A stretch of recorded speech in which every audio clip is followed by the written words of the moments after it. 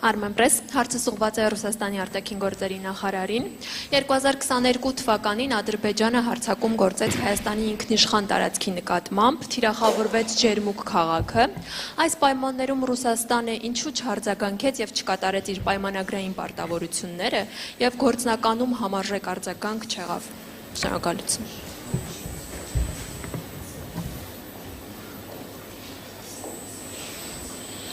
Я не знаю, что вы называете соответствующей реакцией, которая отвечала нашим обязательствам коллективной безопасности, в частности, передовая группа, миссия, такая ознакомлению с ситуацией,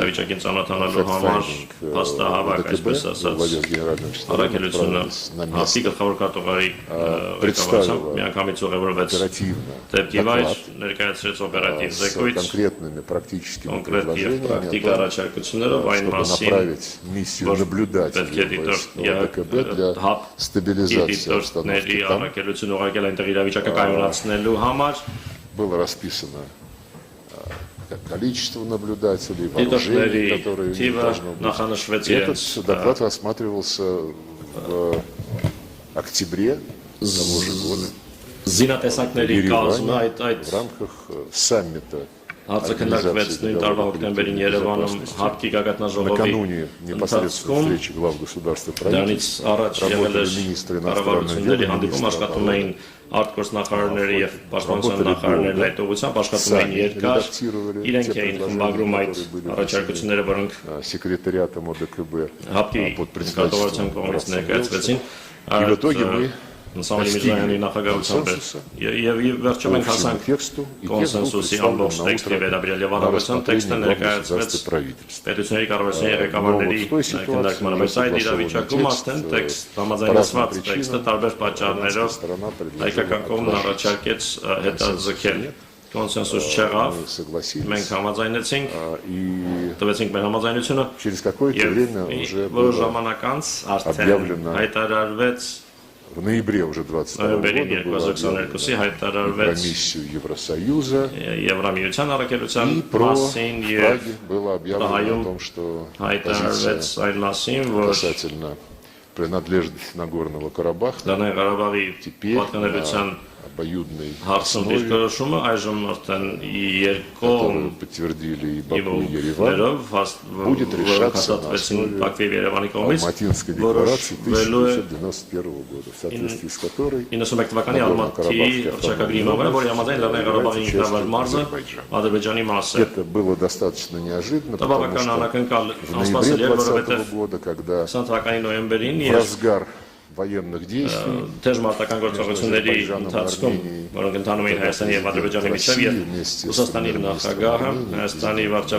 Арменией, ночью буквально сами редактировали договоренность о прекращении текста, в том документе Нагорного-Карабаха сознательно был оставлен за скобками. Это была такая джентльменская договоренность, заключавшаяся в том, что статус Карабаха между странами. Поэтому, наверное, всегда можно, я не оспариваю возможность наших армянских друзей высказывать критику в отношении той позиции, которую кто-то занял в тот период. Но вот я ответил, что мы делаем для большего, более глубокого понимания ситуации, ни одном десятилетии переговоров, которые с участием предыдущих администраций в Ереване велись. Կին վարչակազմերի մասնակցությամբ տարվել են եւ մի քանի անգամ ասվել է որ հասել են պայմանավորվածության, բայց այդ պայմանավորվածությունները փլուզվում էին, այո կարելի է քննադատել, բայց չեն քննադատում նրան ով ոչինչ չի անում, իսկ մենք հենց փորձում ենք, ջանք ենք գործադրում։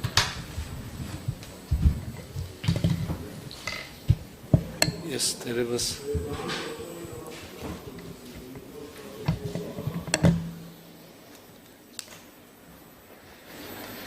Ես թերևս չեմ կարող անմասն մնալ այս չափազանց կարևոր խոսակցությունից, իդեպ այս հարցը եւ այս թեման շատ սերտորեն կապված է եւ ես կասեի մաս է նախորդ հարցի, սա հենց այն դեպքերից է, երբ մենք երկու երկրներս ունենալով բազմաթիվ հարցերում փոխըմբռնում եւ միասնական ընկալում եւ մեկնաբանություն, միաժամանակ ունենք նաեւ հարցեր, որտեղ տարբեր են իրադարձությունների մեկնաբանությունները եւ սա հենց այդպիսի հարց է եւ հենց ջերմուկի ուղղությամբ հարձակումը հենց այդպիսի հարց է եւ անկյունակարային է եղել այդ իրադարձությունը նաեւ հետագա զարգացումների եւ դիրքորոշումների համար այդ թվում եւ ՀԱՊԿ անդամակցության սառեցման համատեքստում հետեւաբար ես էլ կուզեի կրկին առիթից օգտվել եւ ներկայացնել Հայաստանի ընկալումները եւ Հայաստանի դիրքորոշում ես շատ լավ հիշում եմ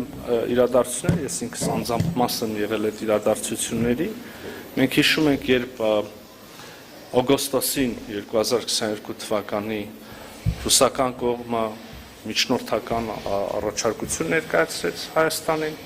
եւ Ադրբեջանին հերթական անգամ վստահաբար բարի մտադրություններից ելնելով հայաստանյան կողմը իր համաձայնությունը հայտնեց այդ առաջարկություններին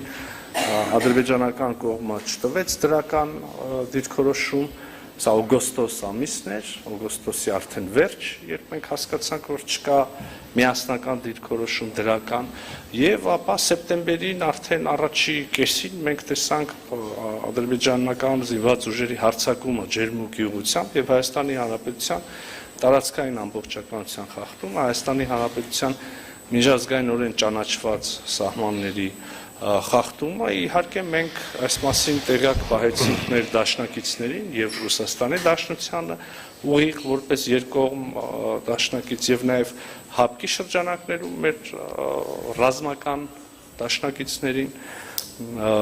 գործողությունները որոնք դրանք հետևեցին ինչպես արդեն առիթ ունեցեմ ասելու գոհացուցիչ չէին Հայաստանի Հանրապետության համար եւ արդեն հաջորդ ամիս հոկտեմբերին տեղի ունեցավ քառակողմ հանդիպում Պրահայում, որտեղ կողմերը վերահաստատեցին դեռևս 91 թվականի դեկտեմբերից գործող ընդհանուր ընկալումը, ստորագրված ընկալումը այն մասին, որ Հայաստանը եւ Ադրբեջանը ճանաչում են իրենց տարածքային ամբողջականությունը Ալմա-Աթայի հռչակագրի հիման վրա։ Ես ուզում եմ կրկին հիշեցնել, Ալմա-Աթայի հռչակագրին միանալով երկրները, մասնավորապես Հայաստանը եւ Ադրբեջանը, ճանաչել են, որ ճանաչում են միմյանց սահմաններ եւ տարածքային ամբողջականությունը խորհրդային միության փլուզման պահին գործող սահմանների շրջանակներում։ Ինչ վերաբերում է այս հարցում Լեռնային Ղարաբաղի խնդրին, ապա Հայաստանի Հանրապետության դիրքորոշումը տարիներ շարունակ եղել է չկիսված որևէ միջազգային գործընկերոջ կողմից, այդ թվում նաև հարկ եմ համարում այս պահին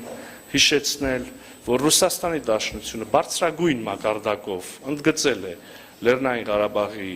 պատկանելությունը Ադրբեջանին, Հայաստանի Հանրապետությունը չի վիճարկում այս մոտեցումը, Հայաստանի Հանրապետությունը կրկին ուզում եմ առիթից օգտվել եւ ասել, որ ճանաչում է